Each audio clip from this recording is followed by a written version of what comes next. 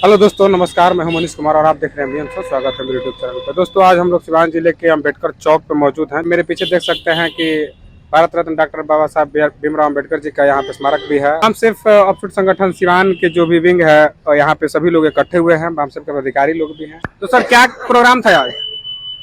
जी, आज का यह प्रोग्राम 30 अक्टूबर को भारत के बंद के संबंध में था। 30 अक्टूबर के भारत बंद को कैसे सफल बनाया जाए। भारत मुक्ति मोर्चा, राष्ट्रीय पिछड़ा वर्ग मोर्चा भारत के मूल निवासियों के हक हकूक़ के लिए नियंत्रण लड़ रहा है और इसमें हमारी 3 मुख्य जो है समस्या है, उसके समाधान के लिए हम लोग जो है कई बार भारत बंद कर चुके हैं और फिर 30 अक्टूबर को भारत बंद का जो है आह्वान है, उसमें हम लोग सफल होंगे और इसी के लिए जो है मीटिंग रखी गई थी।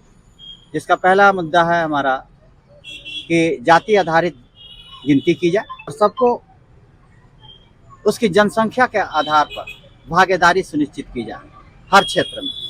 दूसरा मुद्दा है ईवीएम से चुनाव ना हो। ईवीएम से हमारे वोटों की चोरी होती है, घपला होता है। किस तरीके से कह रहे हैं सर? इस बार लोकसभा चुनाव में बीजेपी तो इतनी कम सीटें लाई, अगर ईवीएम हैक किया जा सकता तो वो तो 400 पार जा ही सकता था। ये देखिए, जिसका नाम बीजेपी है वो निहायत ही चतुर चालाक लोग चलाते हैं इस संगठन को।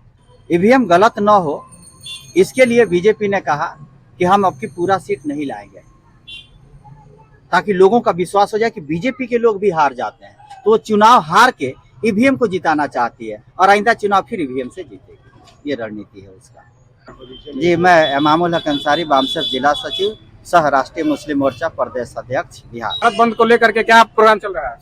देखिए, राष्ट्रीय जो पिछड़ा वर्ग मोर्चा है वो आह्वान किया है 30 अक्टूबर को कि भारत बंद करना है। उसके मुख्य मुद्दा है कि भारत में जो जातीय जनगणना काफ़ी दिन से नहीं हो रहा है। जैसे प्रावधान था कि प्रत्येक 10 साल पे देश में गणना होगी, लेकिन काफ़ी दिनों से आप देख लीजिए कि 2011 में जनगणना हुई थी, उसके बाद 2021 में होना था, तो कोरोना काल उस समय चल रहा था। उसके बाद अभी भी सरकार बन गई है 2024 में, अभी कोई भी मतलब जनगणना के विषय में कोई भी संसद में चर्चा तक भी नहीं हो रहा है।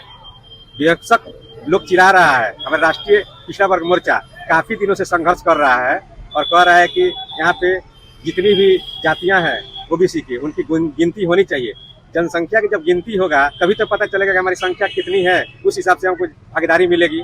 जब भी आरक्षण की बात आती है, भारत बंदी की बात आती है, संविधान को लेकर के जब भी कोई भी मामला खड़ा होता है, उसमें देखा जाता है कि एससी एसटी की पूरी जनसंख्या दिखती है, लेकिन ओबीसी की जनसंख्या की भागीदारी इतनी कम क्यों होती है?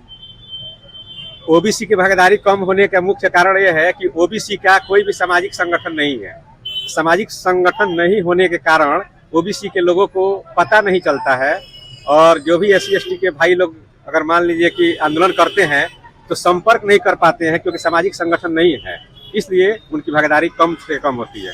जो भारत बंद इस बार 21 तारीख को हुआ था, उसमें भी देखा गया था कि माइनॉरिटी कमेटी के भी और ओबीसी की जनसंख्या उसमें बहुत कम थी। ये संख्या पर नहीं जाइए। जिस संगठन के माध्यम से भारत बंद हो रहा है, जिसका हम लोग समर्थन कर रहे हैं, ये पूर्ण रूप से भारत की मूल निवासियों की आज़ादी की बात कर रहा है और आज़ादी का आंदोलन इतना आसान नहीं होता। बहुत सारे लोग अपने काम काज में लगे हुए हैं, सरकार ने सबके हाथों में काम दे दिया, भाग दौड़ बहुत है, अर्निंग कुछ नहीं है। तो इस तरह से इस कार्यक्रम में लोग जो है समय नहीं दे पाते हैं, लेकिन समर्थन सबका है हमारे साथ। भीड़ मत देखिए, समर्थन देखिए।